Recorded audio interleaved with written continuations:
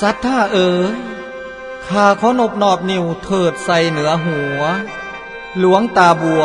ยันนสัมปันโนผู้มีคุณล้นลูกนี่ขอเปิดคนประวัติเดิมเอามาเล่าเมืองอุดรบอนเขามีเรื่องเล่าขานบ้านตาดเป็นบอนบ้านกำเนิดหลวงตาพอท่องดีกับพันยาสื่อแพ่งแต่ข้าวนั่นได้ผ้ากันแปลงสร้างหน้าสวนหัวไหลูกเทิงน้อยเทิงใหญ่16 คนเพื่อเลี้ยงจนได้ใหญ่มาทานเอ๋ย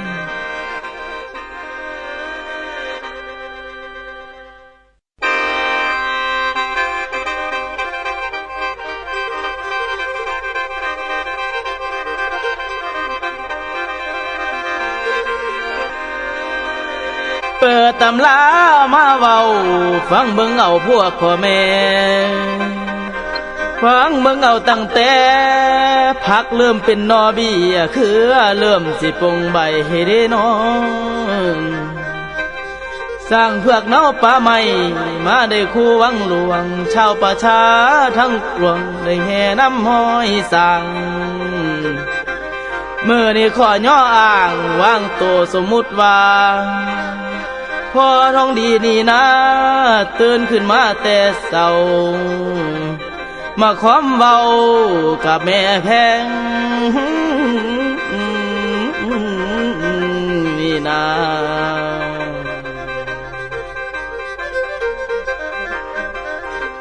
ขอเขามาทีใดเอาเรื่องมาเฉลย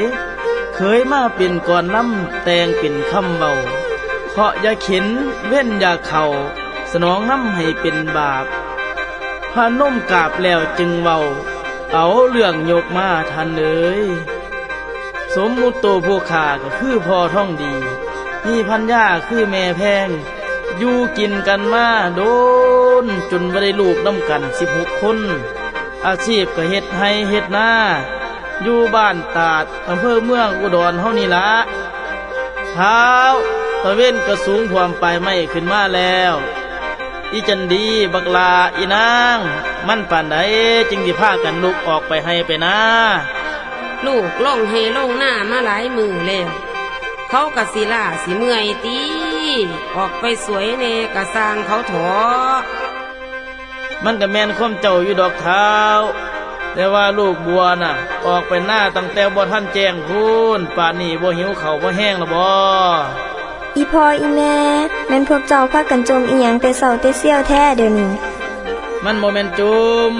เพราะว่าปานใดพวกสูสิพากันออกไปให้ไปหน้าซั่นดอกโอ้ยทุกข่อยก็บ่อยากไปดอกคันอีพ่ออีแม่บ่ไปนำมือใดไอ้บัวพาทุกข่อยเฮ็ดหน้าเบิดมือแม่นเอื้อยไอ้บัวพาแต่เฮ็ดให้เฮ็ดหน้าบ่พาหมู่เฮากินข้าวจักเทื่อจันดีเลยสิตายอ้าวบ่เฮ็ดมันก็สิแล้วบ่ลูกหลานั่นล่ะสูมันบ่เป็นตาสิแตกไปอย่ามาเว้าลำลีลำไรอยู่นี้ฝ้าวพากันออกไปเฮ็ดให้หน้าซอยอ้ายพุ่นจังซั่นล่ะซุ่มเจ้าว่าแต่ทุกข่อยบ่เป็นตาสิแตกอีหยังก็ย่องแต่ไอ้บัวแม่นอีหลีและเอื้อยเป็นตาสั่งแท้ๆอีพ่ออีแม่เนี่ยมีหยังก็ย่องแต่ไอ้บัวไปเฮานี่ไปหน้ากันเถาะสั่งอีพ่อกับอีแม่มันก็แม่นความเขาหั่นละเขาแพงเอ้ยเว้าพื้นลูกบัวนี่เฮ็ดอีหยังก็ลื่นบ้านลื่นเมืองเขาขยันขันแข็งเอาจริงเอาจังสู้อันสู้แนวเสียที่อย่างเดียวคันเว้าเรื่องบวชย่ำใดก็ย่างหนีต่อหน้าต่อตาจักสิเฮ็ดจังไหนมันจึงสิบวชให้โอ้ยข่อยก็อ่อนบกอ่อนใจคือกันนั่นล่ะเฒ่าเอ้ยจักสิเว้าจังใดลูกจังสิบวชให้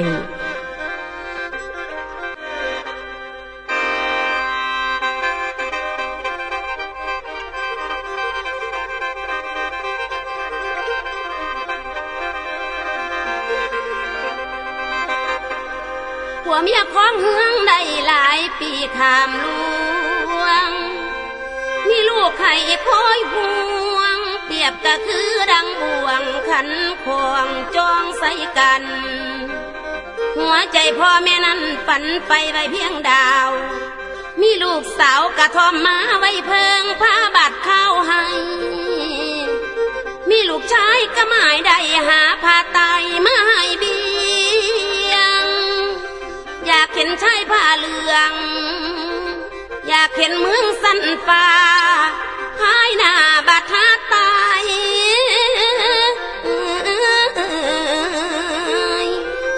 น้อลูกแม่เอ้ย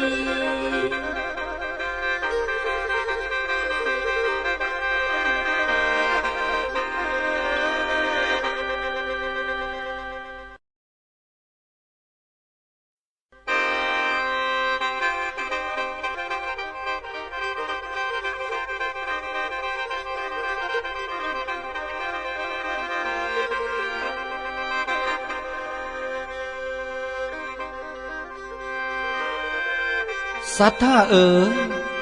ซื้อนุ่มบัวแต่กี่นั้นอัศจรรย์แต่คนสาบ่ว่าทางปัญญาการเฮ็ดหน้าให้หัวกะเหลือหล่นลื่นคนทั้งไถหุดไถคนถางกลขุดดำขั้นว่าถ้ำคือถ้ำซ้ำสิกินผู้เดียวใดทาน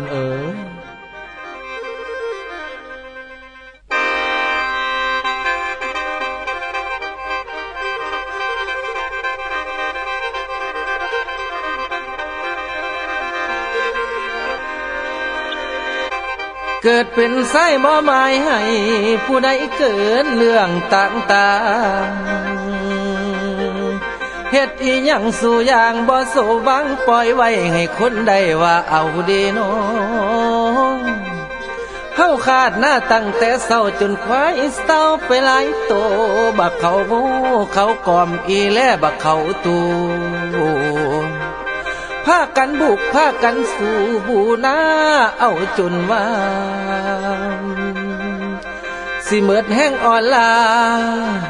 ยังดันหน้าแม่นบ่ถอยเด้โน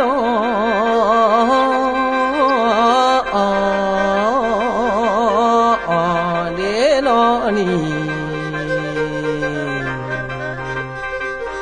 ห้วยไหลโตอิดลาบุกหน้าตั้งหลายไห้เทิงพองขาดพองไถถ่าอีนางบักเท้ามาส่วนซอยดำบ้ามื้อนี้ผู้ขามาขาดหน้าได้หลายไห้แล้วนะมื้อนี้อีจันดีบักหำอีนางนั่นนะมันก็น่าสิเฝ้าออกมาเฮ็ดมาทำให้มันแล้วมันทั่วมันหน้าทงอยู่ข้างๆกันนี่เขาโอ้ยซอยกันดีหลายมันน่าจะของแล้วมีแต่คนขี้คร้านมาเฮ็ดโอ้ยคือสิบ่แล้วง่ายดอกเสร็จสวยเพี้ยนง่ายแล้วบ่เห็นหน้าเห็นตาจักพากันเฮ็ดอีหยังอยู่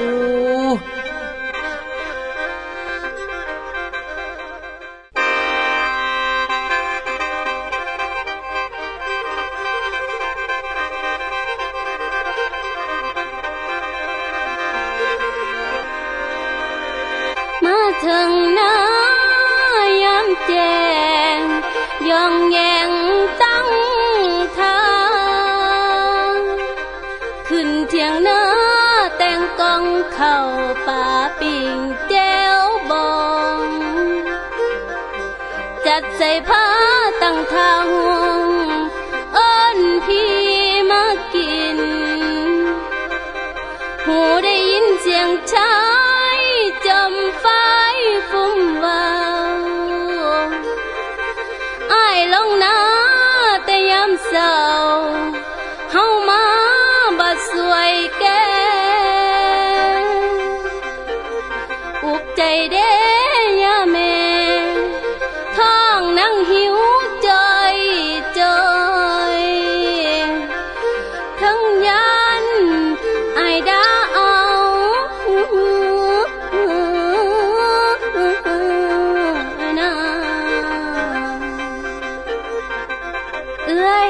ปันใดสิพากันดีกินข้าว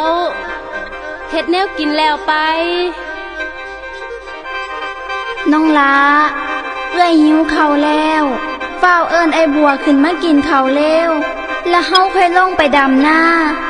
โอ้ยเอื้อยเอิ้นโลดจันดีบ่กล้าเอิ้นดอกย่านไอ้บัวแล้วหายพากันเฮ็ดหยังอยู่ปานใดสิลงมาดำหน้าเดี๋ยวนี้เหรออ้ายน้องแต่งผ้าขาวไว้แล้วขึ้นมากินข้าวก่อนเป็นยังเอาเบียกว่าท่านเลยเฮ็ดสิพากันกินแต่เขามาลงมาดำหน้าก่อนนี่ นั่นคอยว่าเลยนะเราสิหายเอื่อย ไปเฮาพากันไปลงดำหน้าดีกว่าจักหน่อยแล้วสิหายอีก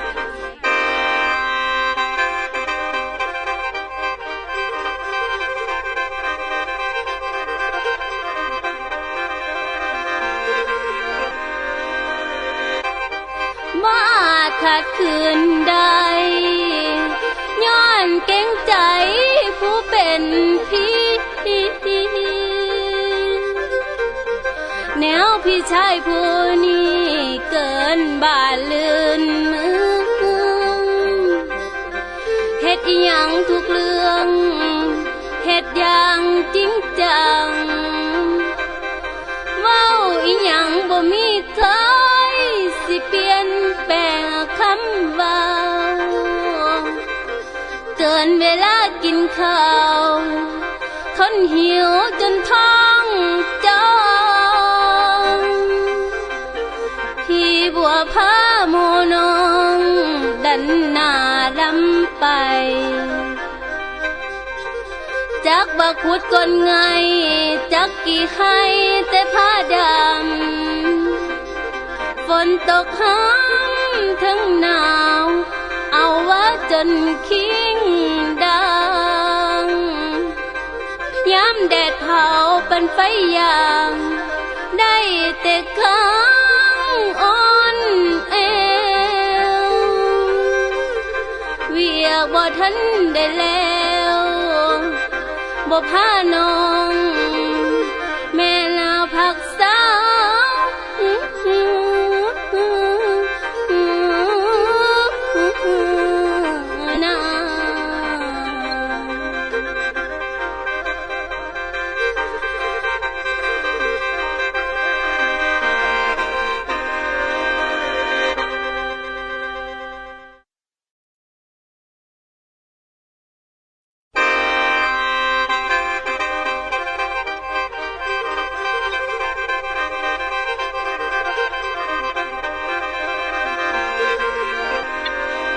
ดาวกับเดือนเป็นคู่ฟ้า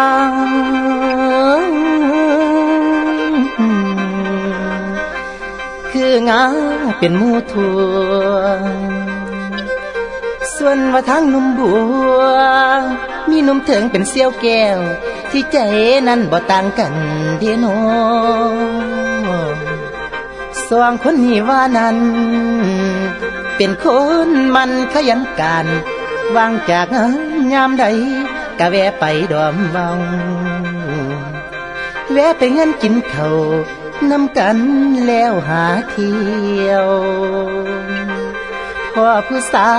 วกะไม่เกี่ยวผสมเสียวเหม็นเกี่ยวดอมนี่น้อง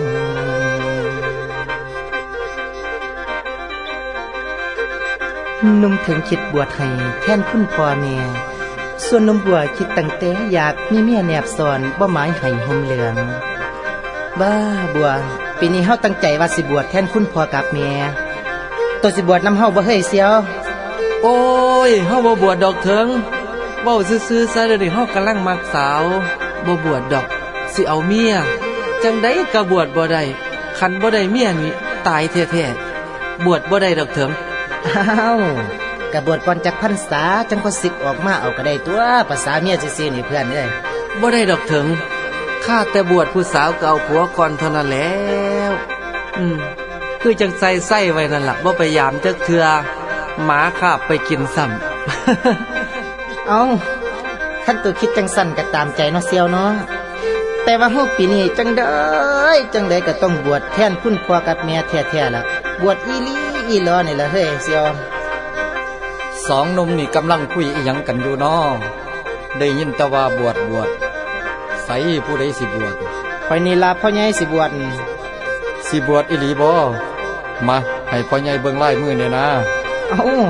พ่อใหญ่เบิ่งลายมือเป็นอยู่บ่อยากคุยดอกซ้ำเบิ่งลายมือนี่แม่นปันตาเห็นอ้าวพ่อใหญ่คันเบิ่งเป็นก็เบิ่งลายมือให้ผมแน่เป็นหยังผมเป็นแต่มีบุญบวชอยู่บ่อีกพ่อใหญ่มาเอามือมา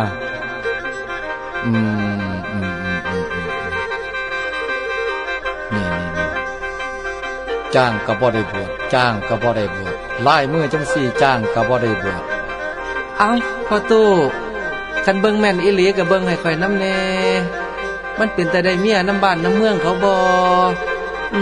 เอ้าเบิ่งคักๆว่ามันสิเป็นจังไดในชีวิตของผู้ข้านี่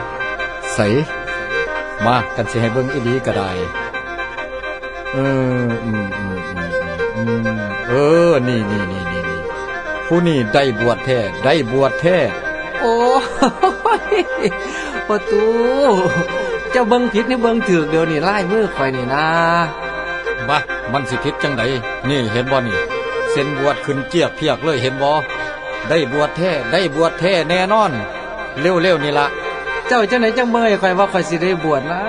ข่อยบ่เชื่อดอก บ่เสือก็ต้องเสือบ่เสือก็ต้องเสือ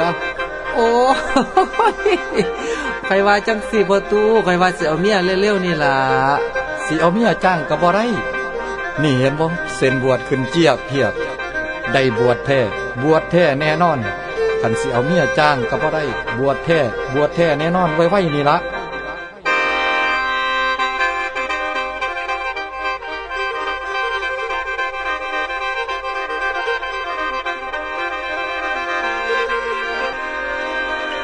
เอาบุพเพจากตันบุญญาตานั้น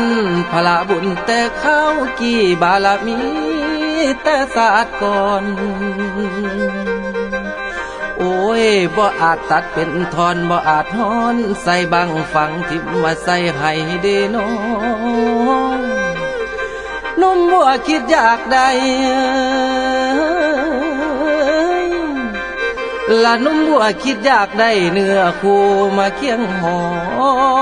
ย่านแต่บุพเพนอเพนอ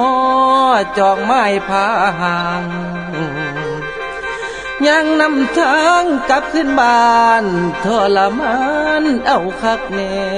โอ้โอ้โอ้โอ้คำทำนายใส่แก่คิดทบทวนเมืองแล้วมันเป็นแป้วอยู่วางใจแน่นอ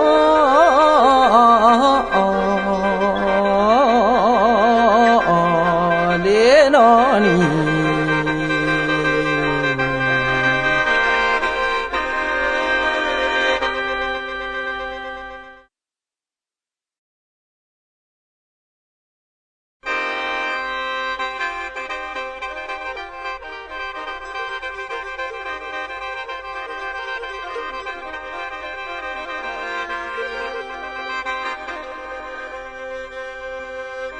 แม่แพงหาผ้าเขาตักเอาแกงอ้อมจัดใส่ผ้าไว้พร้อมพักหญ้าแก้วบองแล้วกับเปียงปินห้องลูกกับพ่อให้มากินหูได้ยินเสียงจ่าจมมาแต่ทางใต้ลูกบัวไปหาเล่นกลับมาละละอ่อนเฝ้ามากินข้าวก่อนพ่อแม่มีเรื่องเบาขาดเจ้าเม่นเบาบัว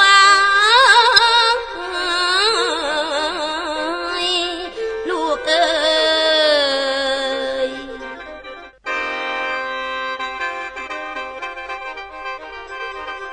แม่ได้หยังกินละมื้อนี่โอ้ยหิวหลายหายมื้อนี่แม่อ้าวบัวมาท่านพาเขาพอดีลูกหลาหิมากินเขาลูกมาครับแม่กำลังหิวอยู่พอดีโอ้ยได้กินเขาคือสิแห้งหลายเนาะบ่เอ้ยกินข้าวไปน้ำฟังพอสีเว้าไปน้ำเด้อลูกหลาคือว่าเวียกน้ำบ้านน้ำเฮือนน้ำไห้น้ำหน้าส่วนสุแนวนั่นละ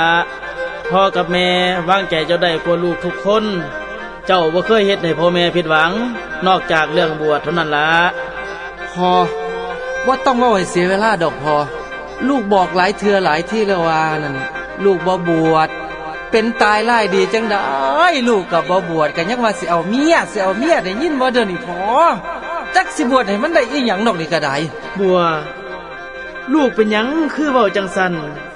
เจ้าคิดบ่ว่ามัดย่ามที่พ่อตายไปเสพ่อจองซ้ายผ้าเหลืองผู้ใด ขึ้นจากหมอนรก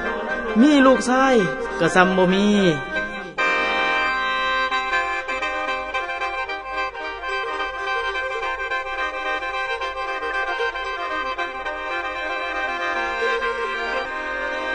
เสียแห้งพอนี่เว้ายานไต่เป่าแท่นอกูแสนอดชูชีวิตขีดมาน้ำตาย้อยเลี้ยงลูกมาแต่ยังน้อย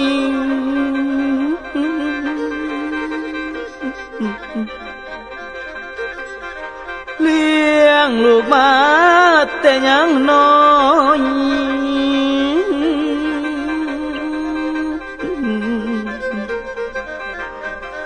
เสียแห่งอ้อยเจ้าจนใหญ่บวชแทนคุณพ่อบ่ได้ใจเจ้าโลดสร้างเป็นเด้น้องยามเมื่อกำนอจองเน้นเว้นนวงลงอบายพ่อแม่ตายไว้วางจุ่มลงนอภายคืนให้สิมาดึงขึ้นเด้น้อแม่กับพ่อเจ้าเคยคิดเบิ่งบ่พ่อแม่น้อแก่แล้วแนวที่ลำคงยามเมื่อเสร็จกองดอง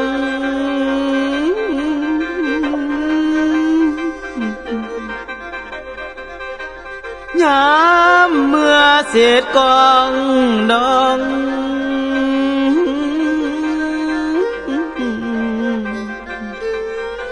อยากมือจอง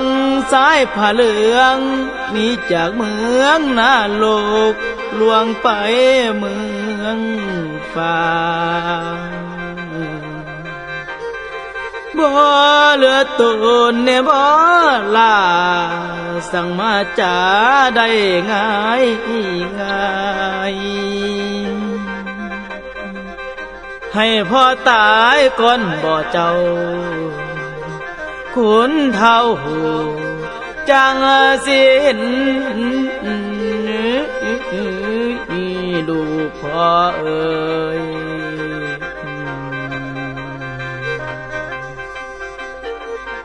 ยามพ่อตายมกใหม่ไฟเผาขวดจีอาเวจีจองทืนปีนขึ้นบ่ไหวไผสิมาซอยไว้ให้พ้นทุกเวทนาแนวสังฆาจีวรบ่เคยผ่านพอบัวในเมื่อเจ้าเห็นว่าคำเว้าของพ่อมันบ่มีความหมายเข้าหูซ้ายออกหูขวาพ่อกะสิบ่เว้าบ่วิงวอนบ่ขอร้องเจ้าอีกเจ้าสิบวชหรือบ่บวชก็แล้วแต่ใจของเจ้า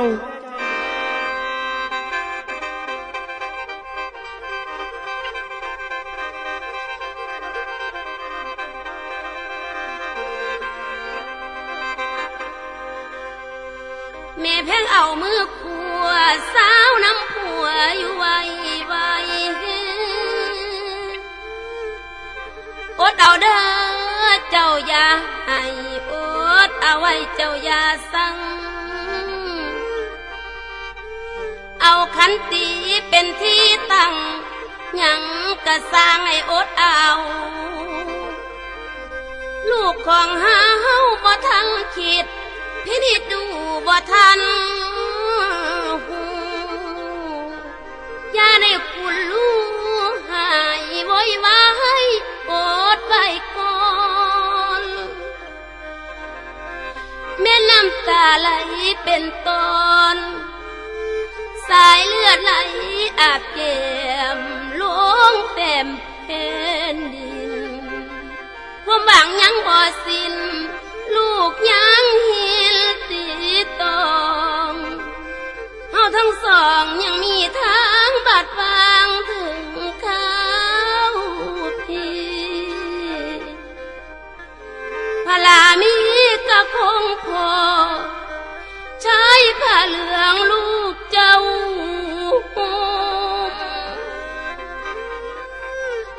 เจ้าอย่าให้ญาติโยมแม่เพลงเว้าจอยจอยน้ำตาย้อยกะทอกกัน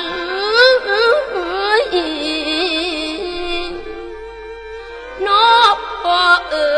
ย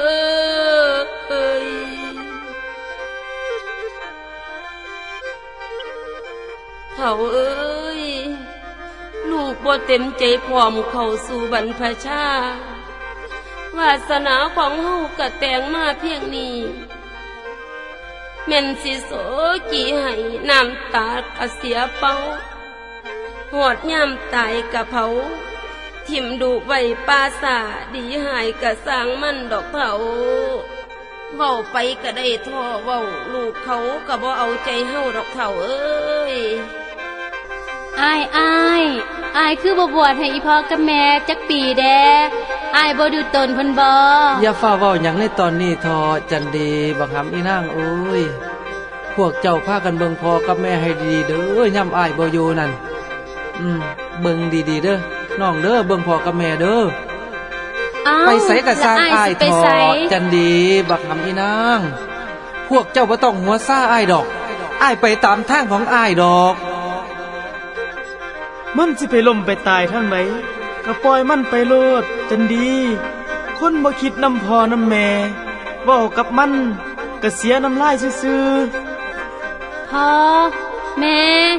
อย่าฝ่าวตีโพยตีพายไปหลายจันดีว่าบ่มือใดมือหนึ่งไอ้บัวก็คือสิคิดได้แล้วก็สิบวชให้พ่อกับแม่ดอกมือกูตายพุ่นตี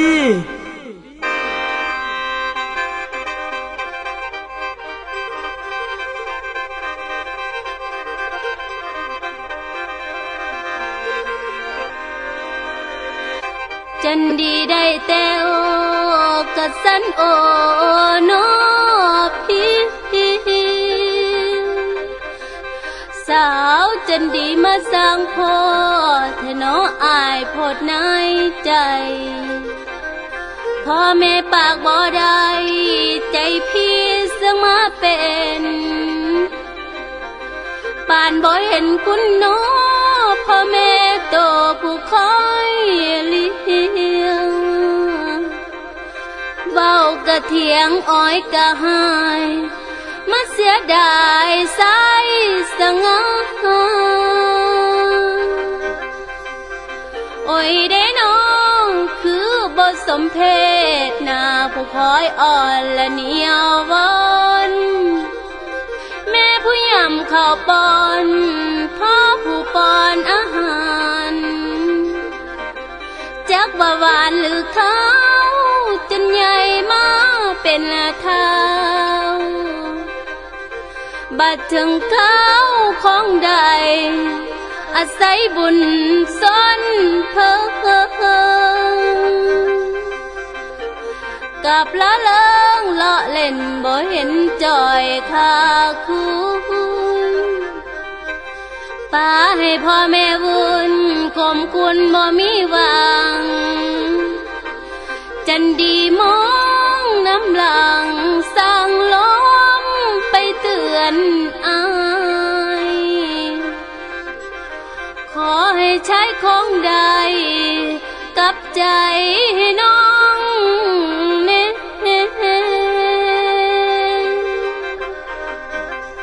บัวทดแทนคุณพ่อ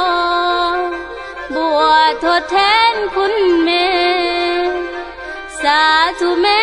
เทพทนไทยมาดลให้พี่เปลี่ยนใจ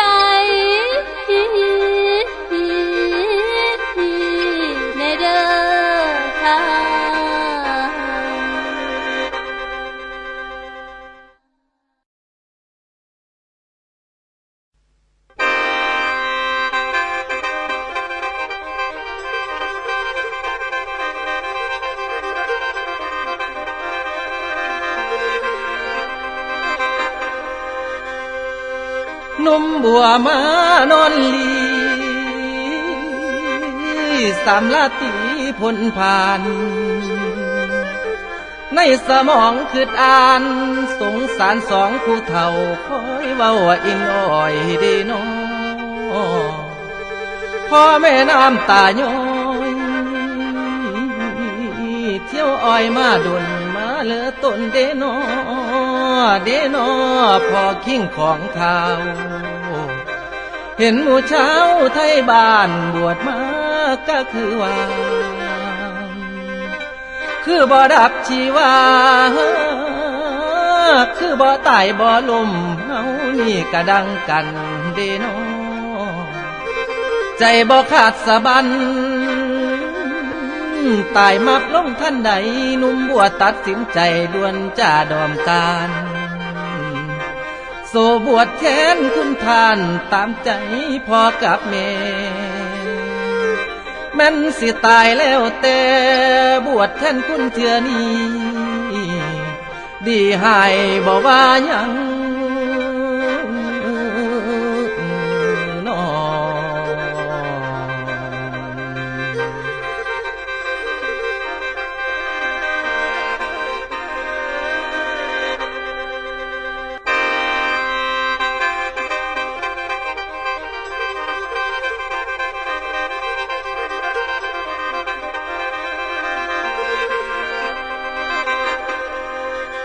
แม่ลูกนี่คิดคักแล้วว่าสิบวชเป็นสงฆ์โสตกลงทำตามที่เคยขอไว้ส่วนสิบวชไปได้จักพรรษากายาวาเด้อแม่เด้อหอดย่ามสิกแล้วอย่าไผอย่ามาบีบคั้นดันไว้ให้ห่มเหลืองเด้อ ฮะว่าจังไดก็บัว ลูกบอกว่าสิบวชแต่คันหอดย่ามอยากศึกนั้นไผสิมาบังคับว่าต้องบวชเท่านั้นปีเท่านี้เดือนบ่ได้เด้ สาธุขั้นเจ้าสิบวชให้แม่กะสาธุเด้อส่วนสิซึกย่ำใดแม่กะบ่ว่าบวชมื้อนั้นซึกมื้อนั้นแม่กะบ่ว่าลูกเอ้ย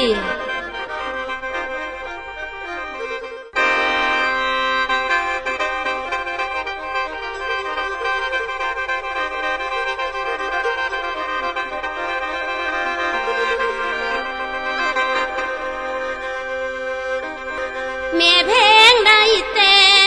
ยิ้มเอมอิ่มอยู่ในใจ ลูกชายไผ่เดโนสิทอบัวคนหูเรื่องความดูความสู้ลองบังดูขั้นใดว่าเฮ็ดอิหยังกะสร้างหน้าบ่ป่าทิมว่าทองล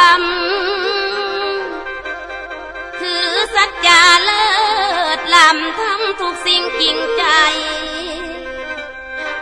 เฮ็ดอันใดบ่มียอมให้หมู่คนยันใดโสดตกลงบวชให้อย่าคล้องเลยสิสึกง่า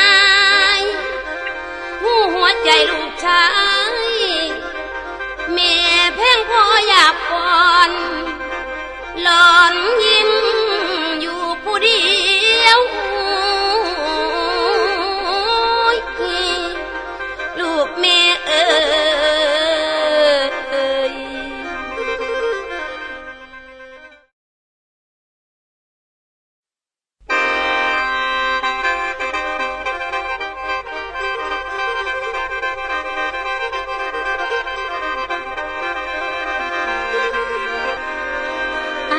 เบยเบิกฟ้าสักกูนาคันที่สาวจันดีลูกแต่เศร้าสาวเขาเอาใส่หมูห้วยเฮ็ดแนวกินใส่ถ้วยกล้วยบ่มอยู่เจ๊ฟ้าบีเอามาจะเตรียมใส่ผ้ารอไว้เสียงแซวมาไกลไทยเงินไก่สุมพวกหมูโอ้ยเด้น้อง อกเมตูคนเท่าก็เล่าหลายทั้งพ้องน้องและอายสายหนุ่มสุ่มสาวจากพ้องสาวแขนจูงพอลุงดึงป่า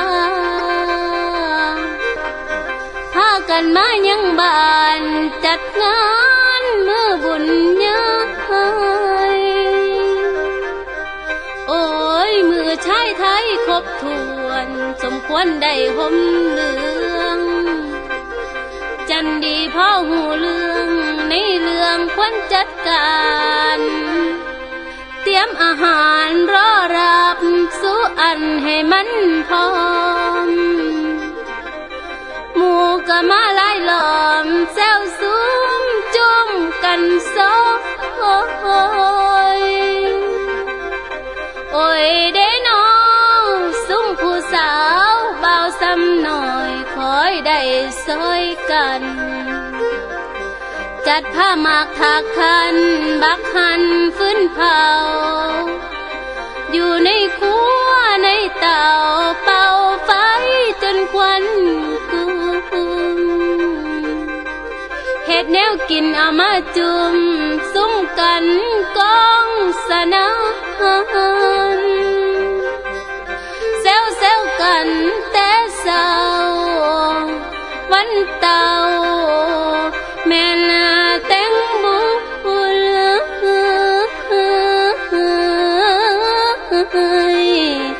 นี่นะมือนี่เป็นวันเตาห่มงั้นบุญบวชพาสิสวดแนบอายสายสิได้ห่มเหลืองปานมูนกอีเอียงคนแห่มางานจันดีคอยจัดการเครื่องกินของใส่มากและผู้หาไว้แนวใดคู่สุยางพี่น้องมาห่วมสร้างบุญนี่จนอังเฮือนพอแขกไทยบ้านไทยเมืองเพิ่นก็มาหลายแล้วปันใดสิพาไอ้บัวไปบวชทุกคอยอยากไปเมืองอุดรเพราะแห้งแล้วเด้แม่นบ่ได้เห็นเมืองอุดรโดนแล้วมื้อนี้จังไดก็ต้องไปให้ได้ฮอดยามสูก็สิได้ไปอยู่นั่นละบ่มีผู้ใดห้ามผู้ใดหวงสูดอกแต่สูก็อย่าพากันฮ้อนกันห้นหลายลูกไส้กูบวชทั้งเทื่อมันก็ต้องสมหน้าสมตาสันตัวสูหูจักบ่ว่ากูสิล่อมันบวชได้นะจนปากเปียกปากจื้นมันจะย่อมบวชให้กูมันก็แม่นแล้วไอ้บัวเราอยากได้เมียแต่พวกเจ้าก็คุ้มให้แต่เราบวชแล้วก็บ่อยากบวชสันตัวสิอยากได้มงในเมียอีหยังเกิดเป็นลูกผู้ชายก็ต้องบวชให้พ่อให้แม่สักคนสันตัวจึงค่อยสึกออกมาเอาลูกเอาเมียสูก็คือกันนั่นละ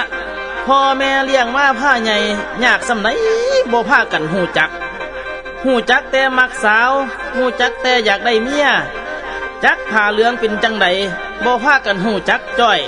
เอาเป็นหยังสู้ข่อยสิบ่รู้จักผ้าเหลืองมันก็เป็นสีเหลืองตัวพอผ้าเหลืองมันก็เป็นสีเหลืองหั่นละมันบ่เป็นสีดำดอกไปสู้อย่าพากันมาเว้าลำลีลำไรอยู่นี่เฝ้าพากันไปแต่งผ้าขาวผ้าขวัญซอยผู้เฒ่าผู้แก่มือแรงสิได้งั้นกองบวชลูกไส้กูจันดีผ้าหมู่ผ้าพวกซอยกันต้อนรับแขกเด้อน้ำกินน้ำใส่ข้าวปลาอาหารยายอึดให้ยากยายขาดเด้อลูกเอ้ยจ้าพ่อ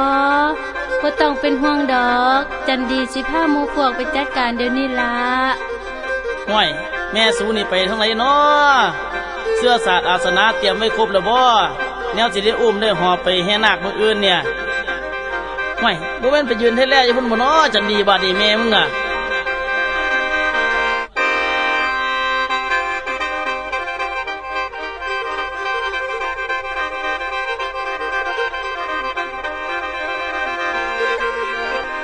ปานได้แว่นกับซอยวันคอยได้มามองหัวใจแม่ใจพ่อบ้านพ่อปั่นจอดงจนหลงฟ้อนใส่กันเด้น้องเลี้ยงลูกมาวานั้นฟันไฟไว้เพียงดาวมีลูกสาวกับของที่ว่าสิมีเงินเยามีลูกสายกับของเฝ้าสายผ้าเหลืองเจ้าสีเบียง บาดย้ำง่อยไว้เตียงสองเท่าได้จองเอาดีน้องนี่จะความวมเอาวิบากเก่าเวจีหลุดจากเพิงลูกกี่ปองแปวความหายบาดเมื่อถึงข้าวใหญ่สังขารไว้แตกเป็นเสียง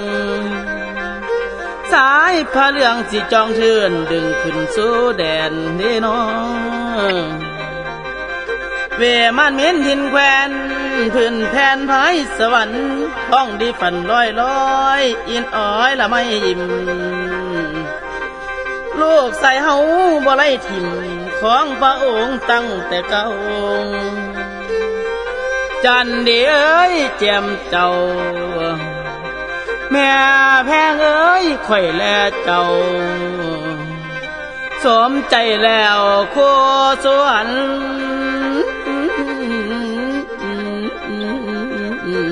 โอ้ยนาง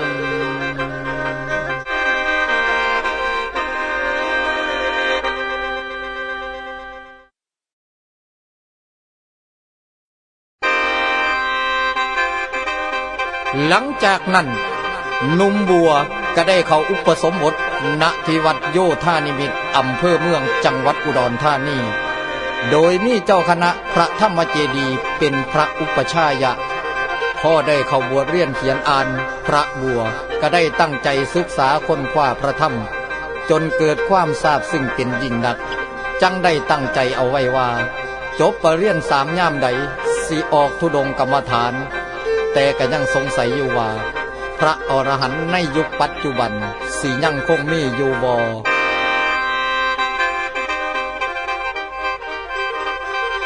วัดนี้จักกล่าวย้อนถึงตอนอรหันต์พรหมจรรย์ใสงามเมื่อในยามนั้นน้ำว่าอาจารย์มันปานสวรรค์ปั่นแตงมาเป็นแสงซองแจงแง้งพื้นพบพ้นทานเอ๋ย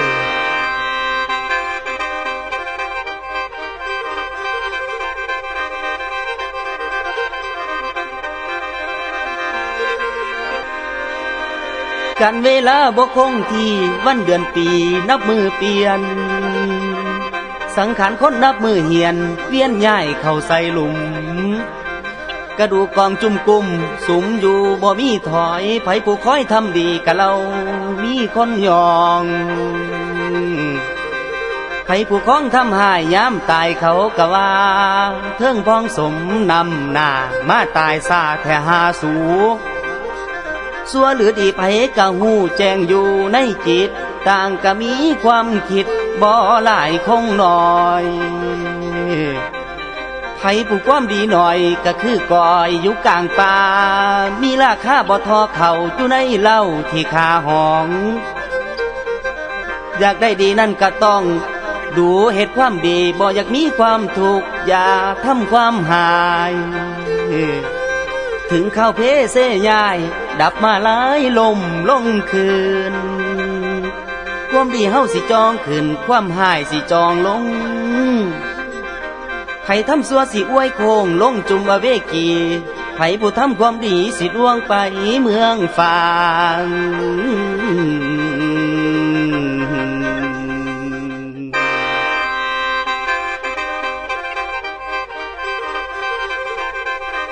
10 นิ้วขอนบน้อมก้มกราบขอขมา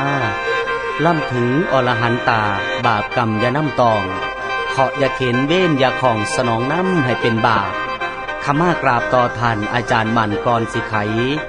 ผู้ข้าขอรับใส่สมมุติว่าเป็นอาจารย์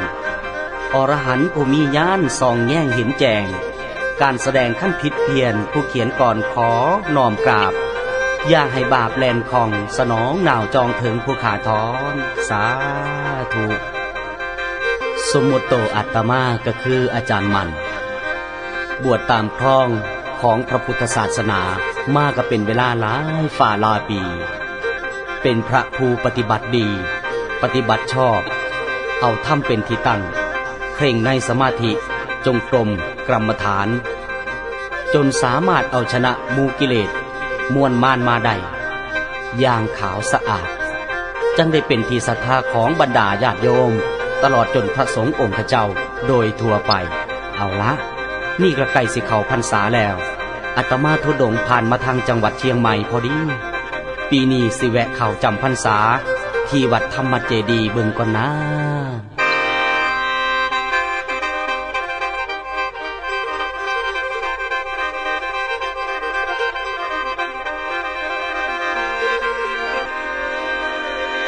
ศรัทธา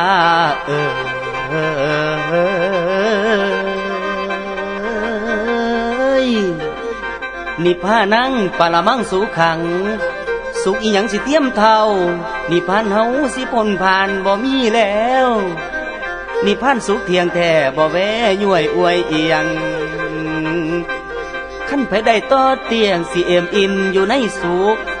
บ่หวนคืนมาถูกสัวนิรันดร์ป่านนั้นเข้าเมื่ออาจารย์มันสัญจรไปทุกทีบารมีแก่กาศรัทธาได้เพิ่งกุศลคณะสงฆ์มากล้นผู้ตั้งต่ออรหันต์ต่างพากันคองทั้งอยากย่างน้ำห้อยทาน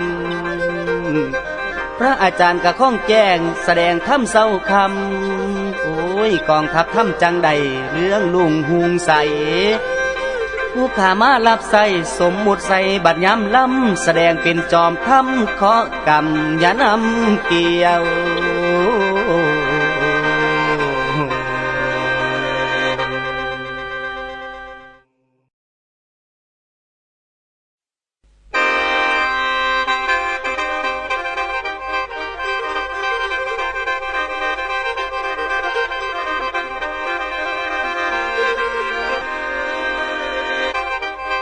เอาอานิสงส์แต่ปางกี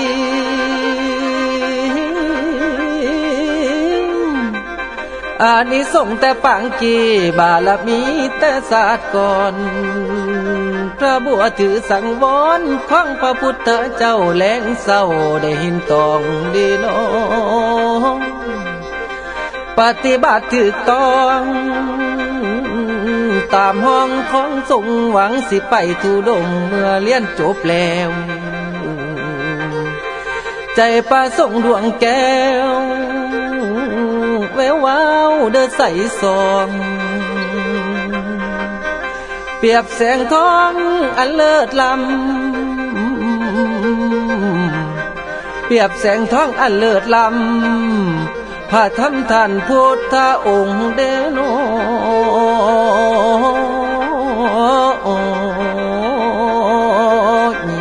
เดโนนี่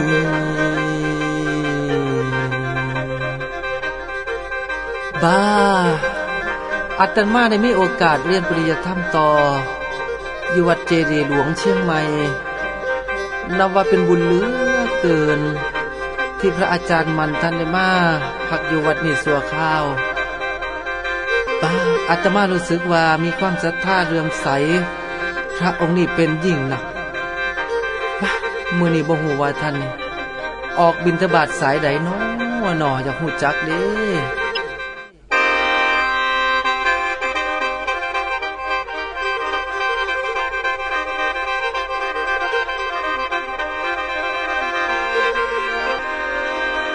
กิจของสงฆ์ของใดโปรดเวไนบ่ได้ขาดบิณฑบาตแต่เศร้าฉันเข้าก่อนเพนแผ่เมตตาบ่ละเว้นสรรพสิ่งทั้งหลายทั้งซุ่มตายซุ่มเป็นขอเว้นเข็นหอนให้คอยถอนคอยล่างเบาบางว่างเปล่ามื้อนี้ลูกแต่เศร้าอาจารย์มันได้ล่วงจรบิณฑบาตแล้วเต้าย้อนสังวรอย่างสำรวมใจกลับมาในเวิงวัดบ่อนเศร้าเน่าอย่างบ่เหลียวหลังเหลียวหน้าสายตาบ่เปียงปินหูได้ยินแววแววทั้งสงเว้าแม่นต่อกัน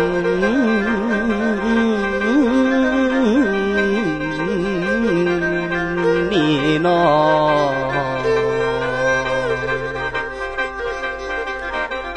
มื้อนี้อาตมาออกบิณฑบาตแต่เช้าดังที่เคยทำมาบ่ได้ขาดเช้านี้รู้สึกว่าอาหารอยู่ในบาตรสิพ่อครบพ่อฉันแล้วอาตมาสิกลับเข้าสู่วัดก่อนนะหลวงพี่อาจารย์มันพ้นมาแล้ว ได้ยินว่าอยากเห็นอาจารย์มันบ่แม่นติเพิ่นมาแล้วเพิ่นมาแล้ว มาทางไหนหลวงพี่ผมสิไปจอบเบิ่งเพิ่นนี่นะ พุ่นทางประตูของวัดทางประตูของวัดเห็นบ่ เอาคันจังสั่นผมขออนุญาตเด้อหลวงพี่เด้อสิขึ้นไปรีเบิ่งเพิ่นในกุฏิของผมก่อนเด้อ เอาตามสบายด้วยหลวงพี่ตามสบายด้วย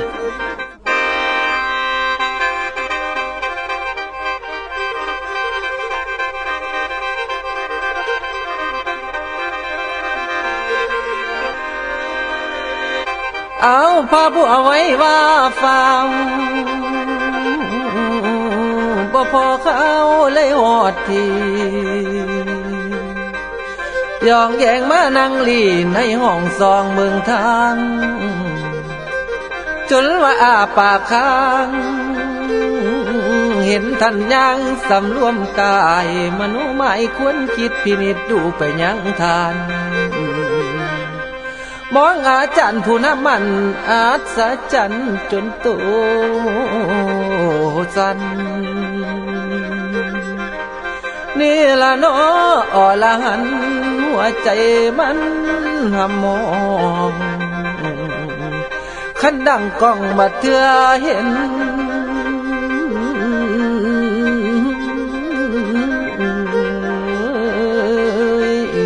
เนี่ยน้อนี่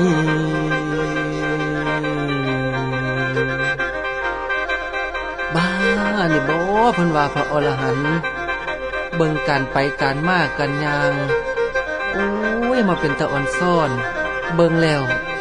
ผู้ขามาศรัทธาแห้งหลายแท้น้อเนาะเฮ็ดจังไดน้อสิได้เป็นลูกศิษย์เพิ่นน้อเนาะ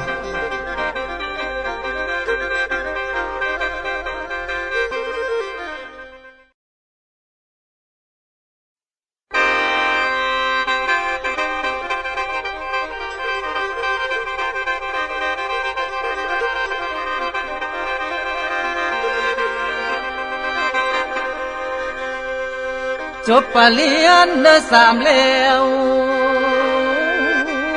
ผู้ใดดึงไว้บ่อยู่ออกเที่ยวดงเที่ยวผู้ทุดงหาซอกคนแสวงคนว่าบ่วงกรรมหลายอาจารย์ที่ท่านทำเพียนสั่งคอยสอนถือสั่งวอนระวังตู้ทองผู้โทบ่เคยขานกิเลสมันยังดานผ่านหัวใจอยู่คือเก่าพระบัวแสนอังเอาไว้หลงเว้า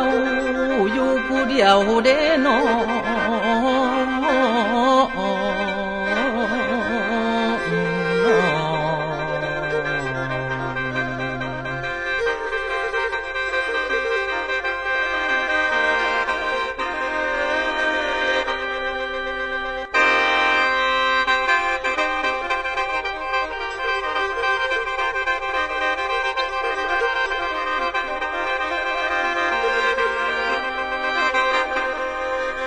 บ้าตั้งแต่เฮาถือธุดงกรรมฐานมานี่ก็นานพอสมควรได้รับคำแนะนำทางปฏิบัติจากพระอาจารย์มาก็บ่ฮู้ว่าจักกี่อาจารย์ยังบ่สามารถลบล้างกิเลสออกจากหัวใจให้เบาบางลงได้บ่ได้เฮาต้องออกติดตามหาพระอาจารย์มันให้พอแล้วขอเป็นลูกศิษย์เพิ่นถ้าบ่จังซั่นบ่มีทางสิเอาชนะกิเลสได้แน่นอน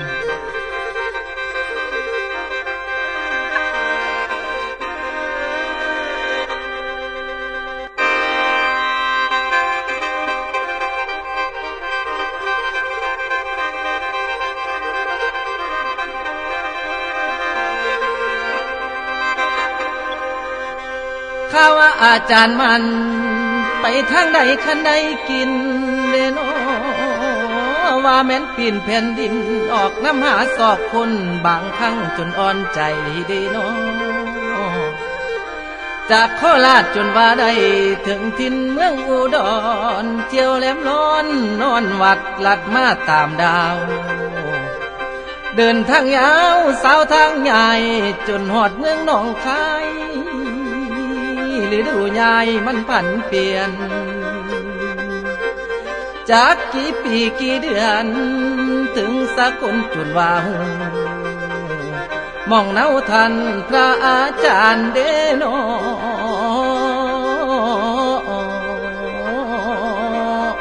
เดโนนี่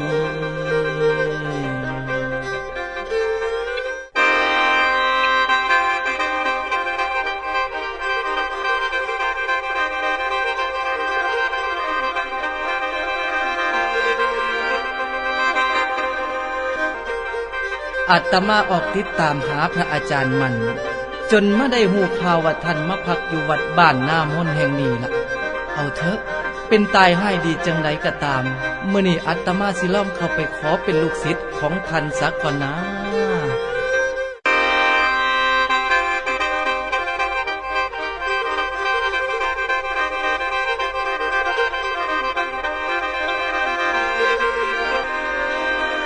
คือของสงฆ์ปรงขันหา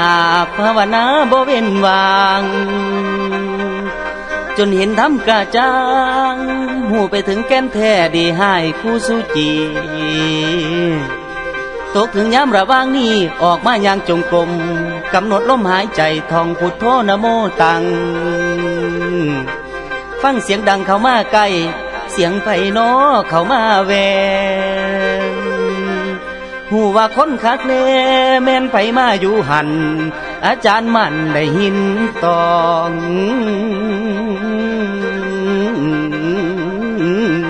น้องแม่นเสียงไผน้อย่างขอแขกอยู่หันล่ะเหรอ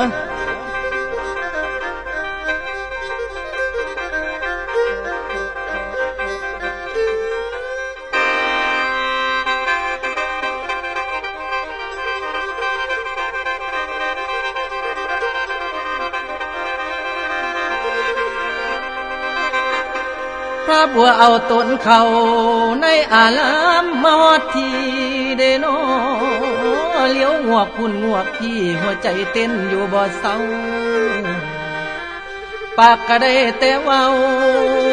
อ้อมอยู่คนเดียวตาก็เหลียวมองเพิ่นตื่นสะเทือนหัวใจเต้นเลยแล้วเป็นวนบาเห็นศาลาได้แต่เบิ่งย่างมาถึงยังบ่หูผู้ขวางหน้าเกือบว่าต่ำ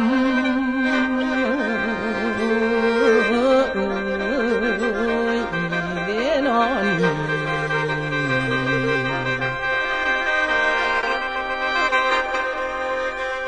โอ้นั่นแม่นหยังน้อนั่นคันว่ากุดก็คือมาใหญ่แท้คันว่าศาลากับพัดน้อยโพดอาจารย์มันเพิ่นสิอยู่ไสน้อแม่นเสียงไผน้อย่างขอแขกอยู่หันล่ะเหรอกับผมนี่แหละครับผมนั่นน่ะแม่นไผนั่นน่ะเหรอกับผมชื่อพระมหาบัวครับก็ว่าจังสั่นแน่อันนี้ละว่าผมไผก็มีคือกันนั่นตัวผมนั่นน่ะแต่คนหัวล้านมันก็ยังมีผมเอามีอันไหนว่ามาคือว่ากระผมอยากสิมาขอปฏิบัติธรรมอยู่นำพระอาจารย์ครับโอ้สิมาปฏิบัติธรรมอยู่นำเอานี่พอดีมือว่านนี่ท่านเนตรไปจากนี้มือนี่ท่านมาหามาบ่จังสั่นกะบ่ได้อยู่กุฏิบ่ว่างนี่ยังถือว่าท่านมาหามาถึงจังหวะพอดีสิอยู่ผมก็บ่ว่าดอกแต่คันอยู่ก็ให้สมอยู่ใส่มันก็คือเก่านั่นละคันอยู่ซื่อๆน่ะเพราะฉะนั้นอยู่แล้วก็ให้ตั้งใจเข้าใจดีเนาะท่านมหาเนาะคันจังสั่นมหาก็ไปพักผ่อนก่อนเด้อคนเด้อกุฏิว่างหลังนั้นพุ่นละ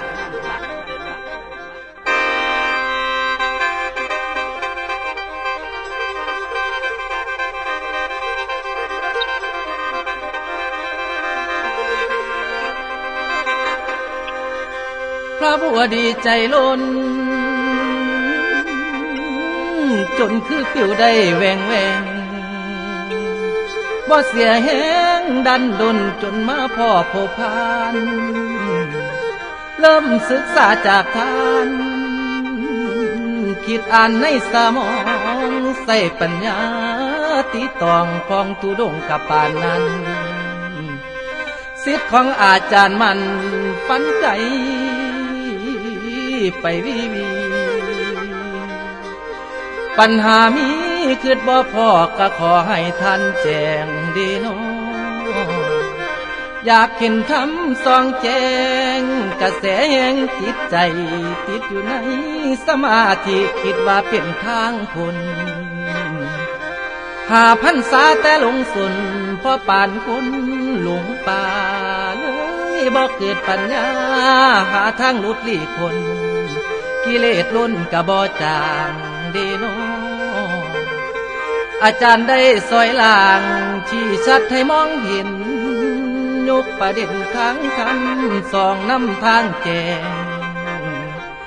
จนเห็นแสงท้องการทางนิพพานโนพ้นผ่านจากวัฏฏะสงสารสังขารบ่เที่ยงแท้ที่เวียนว่ายอยู่ชั่วการ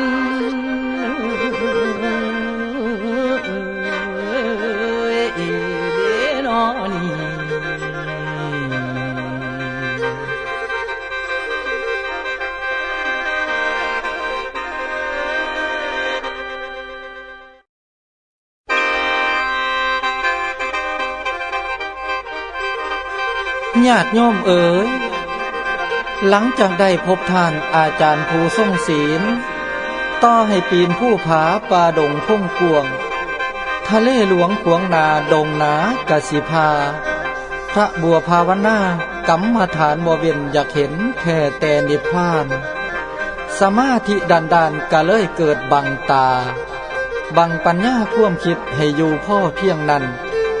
ข้าวนั้นอาจารย์มันเล่งเห็นได้คิดอ่านเวทนาสงสารสิทธิผู้ยังบอกาจังมาได้แต่หำห้อนสาแล้ว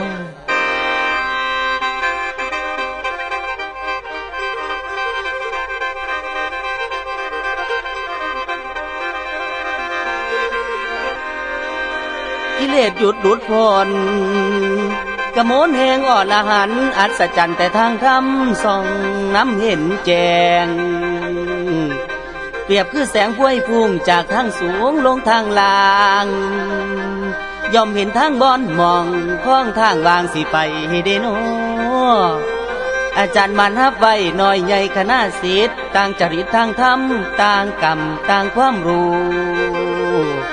สิถือคู่ย่อมมีพังเดินลงทางย้อนตาทั่วเปรียบคือพระมหาบัวหลงทางทำกิเลสเอาก็ยังเว้าวานนิพพาน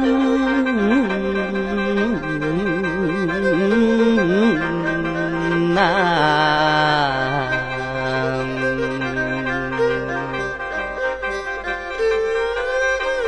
ทำเป็นของลึกล้ำละเอียดอ่อนจนเกินสอน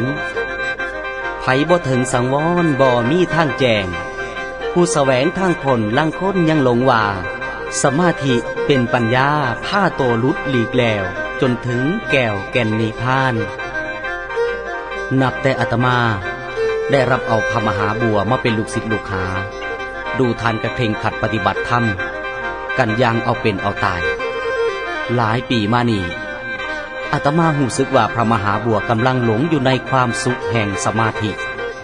จนขาดปัญญาบ่ได้ขืนปล่อยไปโดนเสียดให้พระมหาในหลงทางไปหลายกว่านี้อาตมาสิไปสี่แจงให้มหาหูแจ้งตาสว่างเบิ่งก่อนนะ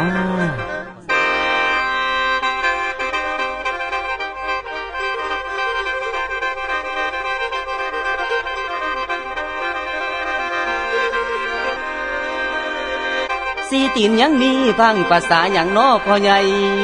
เมืองน้องหันยังลมได้จมใต้ดอกแองหนอง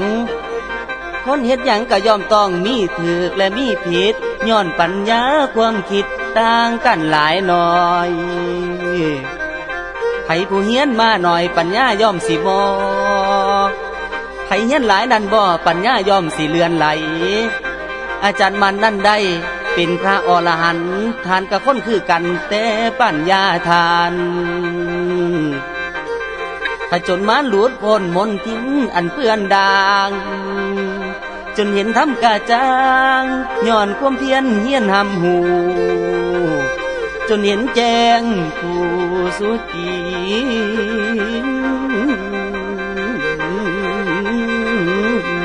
นี่นา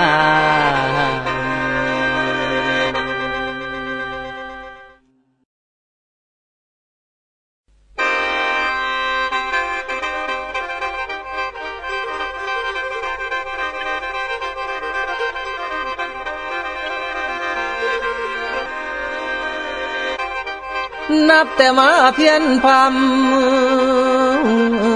บำเพ็ญธรรมอยู่ดอมทานพระอาจารย์ผู้ซื้อมันวันมือบ่เฮ็ดหยังดีน้อบ่มีหยุดอยู่ยังเอาแต่นั่งของสติสุขอยู่ในสมาธิส่วนแหลงเศร้าล้างมือลืมสันเข่าหิวมาจนลาอ่อนล้มลงนอนสาดก้อมใจต้อมใส่ผู้ทุง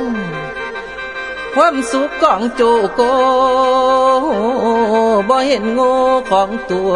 บ่งงหัวเงยคอบ่ทราบผู้ใดซ้ำบำเพ็ญธรรมบ่เคยคานบ่เคยยันได้แต่เข่งตั้งใจเล็งใส่เป่าหวังเข้าสู่นิพพา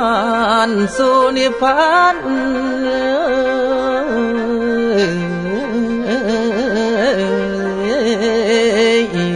เดนอนี่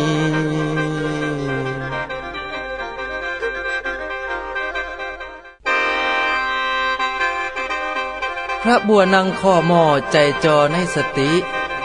ติดอยู่ในสมาธิว่ามันเป็นนิพพานพ้นจนลืมตนลืมท่านลืมอาจารย์ลืมอ่านหวังมรรคผลนิพพานกำหนดล่มแน่นิ่งหนาวห่อนกระบอติงบ้านับแต่อัตมามาบำเพ็ญธรรมอยู่กับอาจารย์มันก็เป็นเวลาหลายฝ่าหลายปีมาแล้วสุมือสุเว้นเก่าตั้งแต่ตั้งหน้าตั้งตาทำสมาธิความปิติสุขในสมาธิ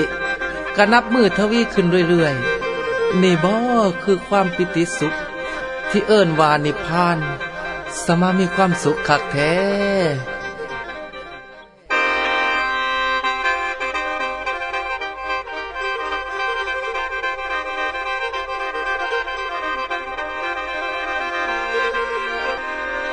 มาถึงกุฏิน้อ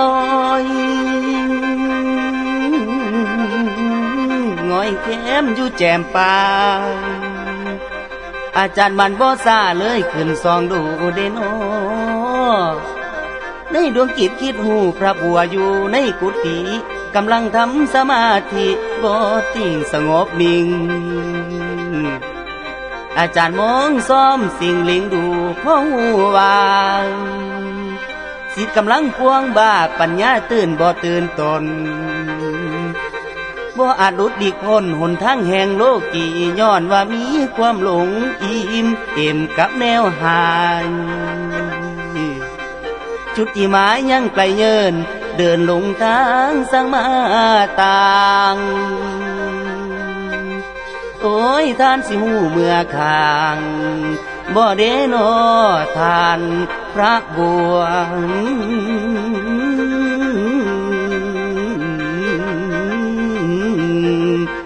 นี่นอ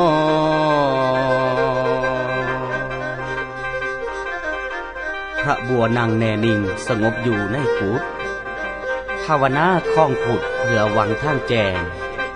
อาจารย์แย่งดูทันเล็งย่านเบิงกิจทานยังเห็นมืดแปดด่านม่านหุ่มให้ลุ่มหลงโอ้นี่พระมหาบัวกำลังปิติอยู่ในสมาธิจนก่อให้เกิดความลุ่มหลงจนขาดสติปัญญาบ่ได้ขืนปล่อยไปโดน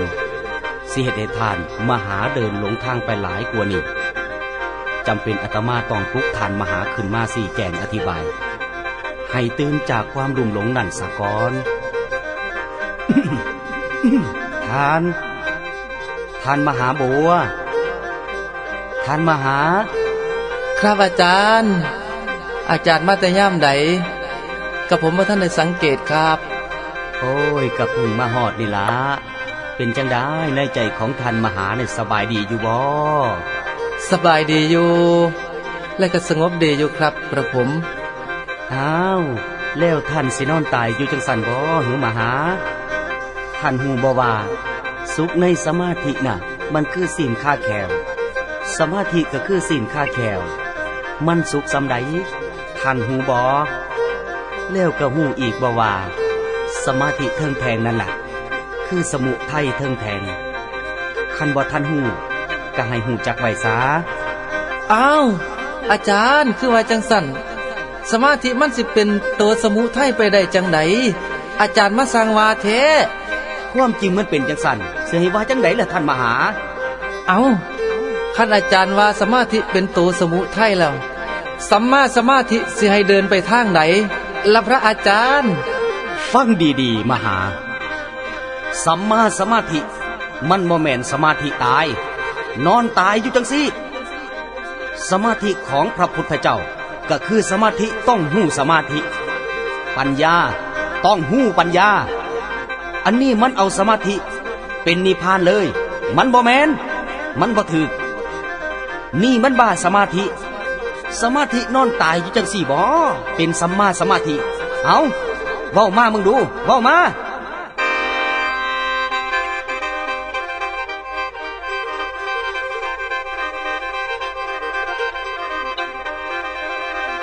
โอ้ยพาบัวมิดดิ่งติงนิ่งอยู่ในใจตาเริ่มใสตามคำพระอาจารย์ท่านไขแจงมาเสียแหงเป็นสีทานอาจารย์โนคักแน่สำคัญผิดคิดแต่สมาธิยึดมันแนวนั้นว่านิพพานจนว่ามืดแปดด้านบ่คิดอ่านบ่มื่นตาบัดได้มาตีตองทบทวนดูแล้วจังมาเห็นคุณแก้วแวววาวเรื่องอารามใส่งามงามจังแม่นทานอาจารย์มันผู้สาใจเดโน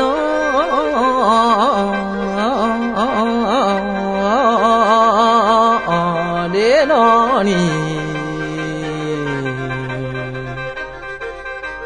พระอาจารย์ครับกระผมหูแจ้งตาสว่างและเข้าใจแล้วบุญคุณที่พระอาจารย์เมตตาอธิบายทำให้กระผมเข้าใจจนกระจ่างแจ้งในมือนี้กระผมสิขอจดจำไปจนฮอดมือตายแล้วก็สิตั้งใจปฏิบัติธรรมไปจนกว่าสิถึงนิพพานให้จนได้สนอพระอาจารย์ดีแล้วละเข้าใจก็ดีแล้วละท่านมหาเอ้ยเอาละสนทนากันมาพอสมควรแล้วผมสิกลับกุฏิก่อนละท่านมหาตั้งใจปฏิบัติธรรมต่อไปกันแล้วกันครับกระผม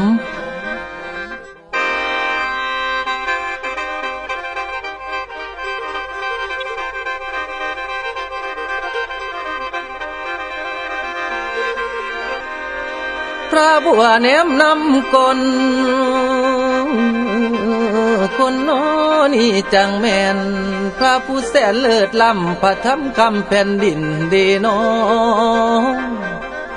โลกบอกเคยเหือดสิ้นไล่กินคนดีเมืองสยามก็ยังมีพระดีๆประดับบานพระบัวทวนคำตาลของอาจารย์ที่บอกกล่าวตกถึงเก้าคอยใดเอาคำทานหินตองเดนอทุกสิ่งอย่างถูกต้องตามปองคูบาใส่ปัญญาควรคิดพินิจดูจังมาหู สิทธิ์มีคู่มีไว้ให้ฟังเสียงเรื่องต่างๆแนวใดดีแนวใดสร้างพระเพิ่นสอนสั่งไว้สมควรได้แม่นเจอเอา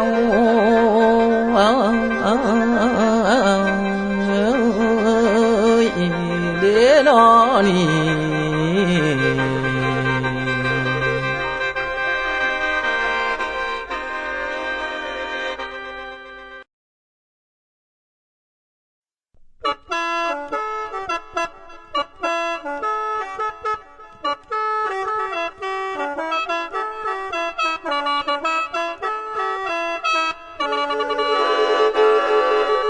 ญาติโยมเอ๋ยพระอาทิตย์อยู่ฝ่ามีโฮงยังนี่ดับดวงดาราคณะนับยังหล่นลงทางไตไผสิขัดขืนใดซาตาตั้งแต่เก่าบ่ว่าหนุ่มว่าเฒ่าบ่มีผลบ่วงกรรมเวลาเลยล่วงล้ำพ้นผ่านหลายพรรษาสังขาราอาจารย์เริ่มอ่อนลงข้าวนั้นถึงข้าวอาจารย์มันจวนเจียนไก่สีมอวันนโลกผ่านพ่อนอนไข่ได้แต่ไอสาแล้ว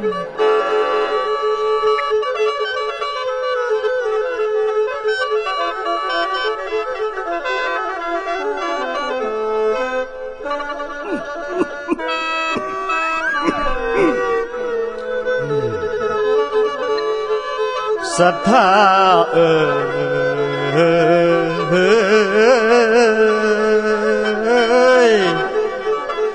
อันสังขารของคนเฒ่าลอยล้านับมืออ่อนตกมาถึงบันบอนอาตมาว่านั่นอาจารย์มันสิบ่ไหววันนโรคจังใดอายุบ่มีถอย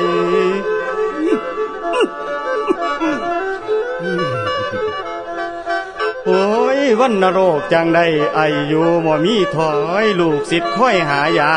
ซอยเอามาแก้จนมาถึงข้าวแย่นอนแปรได้แต่จอยได้แต่จอยโอ้ยสังขาราเมื่อยบ่อยค่อยเว้าแม่นต่อทรง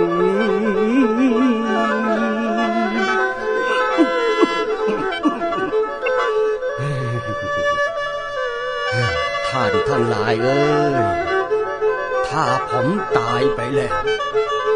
พวกท่านสิไปเพิงผู้ใดเนาะอาจารย์เป็นหยังซะมาเว้าให้พวกผมใจบ่ดีแท้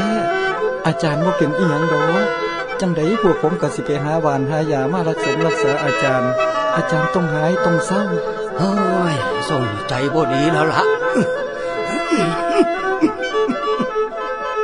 นี่เป็นการป่วยครั้งสุดท้ายบ่มียาขนาดใดสิมาซอยได้ดอกอาจารย์จะบอกให้พวกผมใจบ่ดีหลายคันอาจารย์เป็นอีหยังไปแล้วพวกผมสิเพิงผู้ใดคันผมตายอีหลีเอาจังสี่ก็แล้วกันเนอะให้พวกท่านเพิงท่านมาหาก็แล้วกันท่านเป็นคนฉลาดทั้งภายนอกภายในอยู่ดอก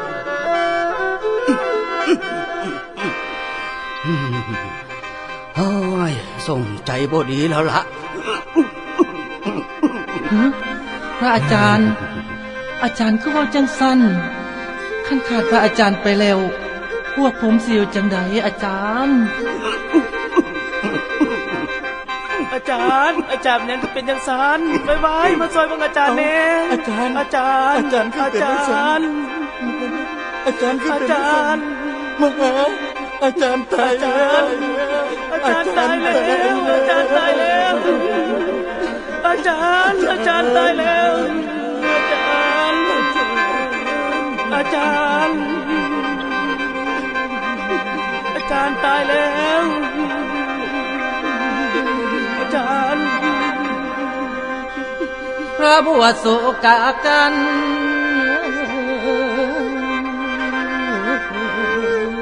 กะสันโอ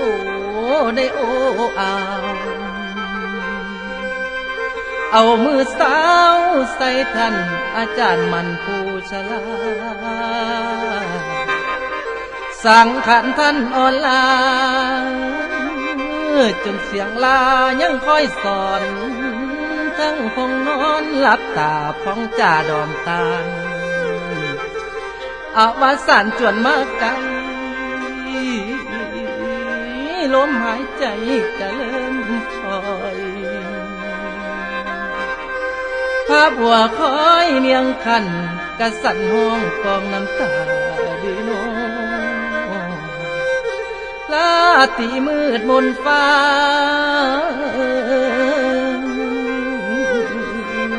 บัดข้าเมื่อตีสองหัวใจของจอมทำผู้นำทางแจงก็เลยหดหายแห่งเมื่อแทงมิตรนิน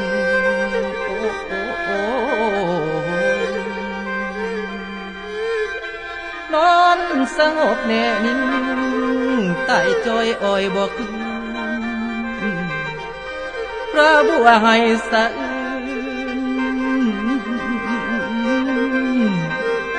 พระบัวให้สะอื้นข่มคืนจนสุดถอนขั้วจีวรมาปกห่อขิ้งของท่านกราบลงตีนพองเถิงตามคุณอาจารย์นั้นยิ่งใหญ่โอ้ยสิขอไปพบท่านนิพพานคุณเป็นที่หมายเด้นอ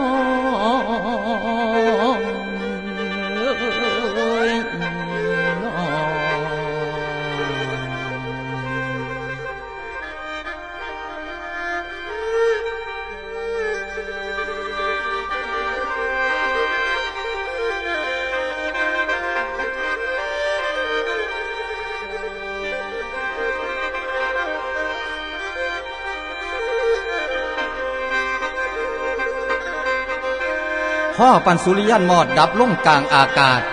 อาจารย์ดับศาสตร์ใส่ลูกศิษย์ได้แต่หำห้อนหลังจากได้ทอดทอนอาจารย์สู่เม่นเผาพระบัวเอาหัวใจเหี่ยแห้งเหมือดเกียงทุ่มเทลงเหมือดเสียงหวังเพียงให้ได้พานไปให้ถึงนิพพานกรรมฐานบเวียนจนเห็นแจ้งแห่งพระธรรมย้อนมาทางฝ่ายกรรมเท่าพอท่องดีมรณะหลายปีลวงมาโดนแล้วเหลือแม่แพ่งนี่แล้วข้องวันลูกสีตาวห้องทบวชเป็นขาวดังพระบัวข้าวแจงเอาไว้วาสีมาสาแหล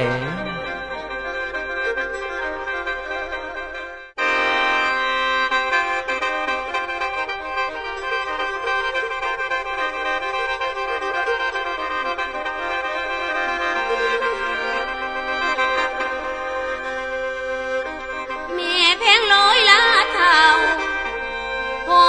60 ปีเอิ้นว่าแกสังขารนับมือแย่นังก็ย้อนยังเท่ามาเฝ้าแต่บ้านลูกหลานซอยคอยถนอมถ้าคอยทอมคอยหาเครื่องกินของใส่หัวกระต่ายแต่โดนได้หลายปีมีสิลีข้องถ้าบวชเป็นสีข้องผ่ามาผ่านพ่อใดแม่นส่วนบุญ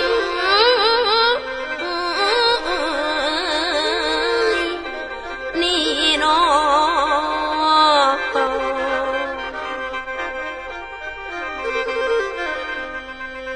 พระสิมาพูดแล้วแนวในลูกอีเมยายแพงนางเทเลข้องถ่าซองแต่ทางสมว่าไปอยู่ข้างทางอื่นหลายปียังเรามีจิตใจห่วงใยแม่เคยเลี้ยงบักหลาอีนางเอ้ยลุงสู้เขียนจดหมายมาว่าจังใดก็เอามาอ่านสู่ยายฟังอีกเบิ่งดู โอ้ยจังแม่นอยากให้อ่านสู่ฟังดูกระดอกกระเดียดอกย่ายนี่ก็ได้ เอาก็ยายอ่านหนังสือบ่ออกก็ต้องให้ลูกให้หลานอ่านสู่ฟังสันตัว เอาก็ยังว่าหลวงลุงสิมาพาย่ายไปบวชรู้จักบ่ หูจักแล้วแต่จังว่าย่ายเตรียมตัวทาอยู่นี่ล่ะปันใดสิมาเนาะ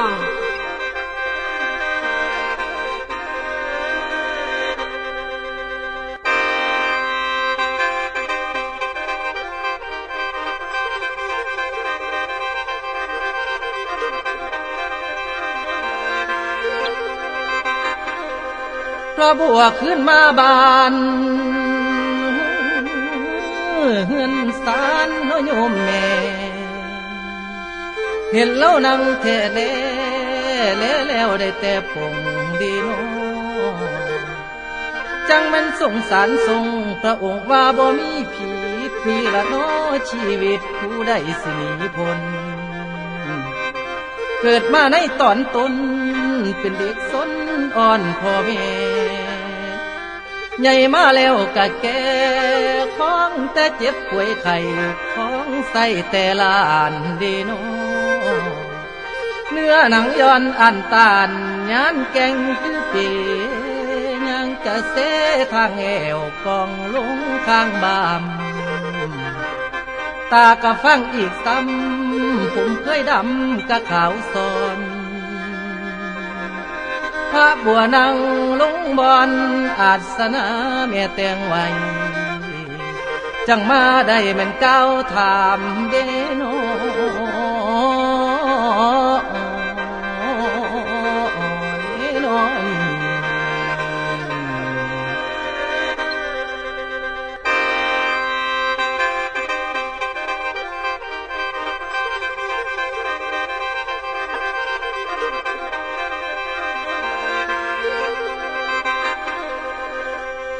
สบายดีอยู่บ่โยมแม่สาธุกะตามภาษาผู้เฒ่านั่นแล้วไอ้มอมเอ้ยก็บ่คือแต่กี้แต่ก่อนปานใดแล้วก็ธรรมดาแหละโยมแม่เอ้ยสังขารของคนอาตมาว่าสิพาไปบวชเป็นขาวเตรียมตัวไว้พร้อมแล้วบ่ล่ะพร้อมแล้วขั้นพร้อมแล้วอาตมาก็สิพาไปบวชแล้วจังสิพาไปอยู่พุ่นละทางจังหวัดจันทบุรี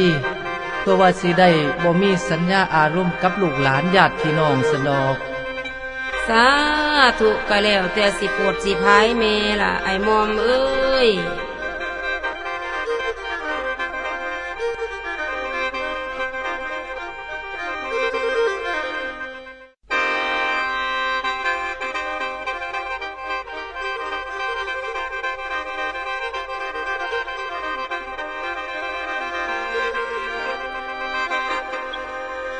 โอ้ย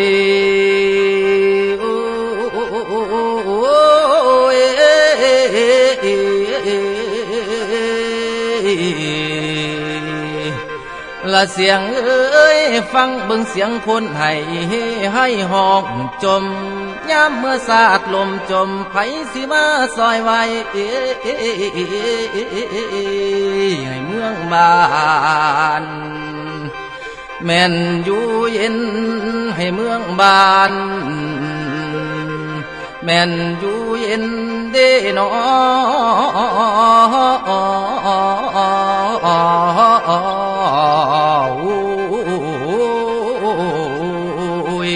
ละนา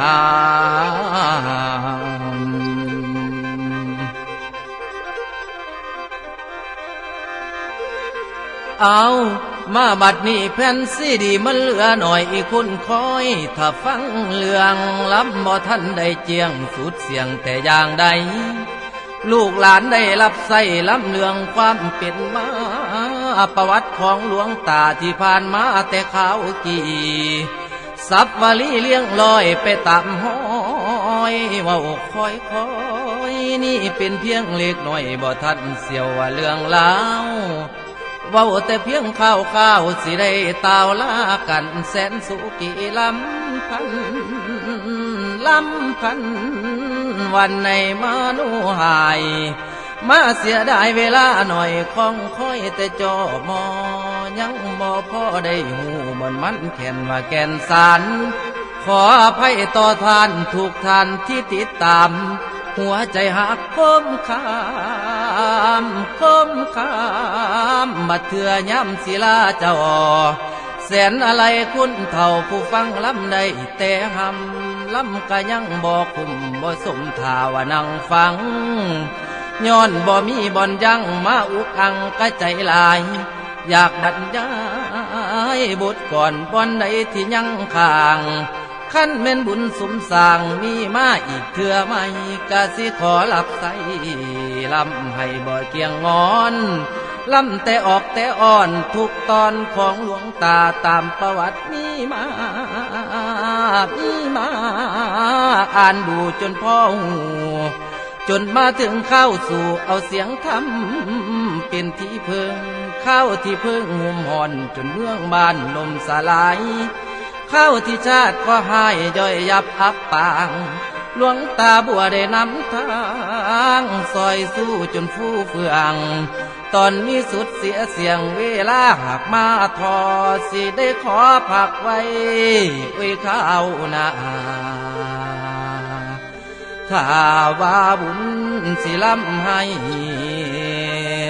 แม่นท่านฟังขอลาไล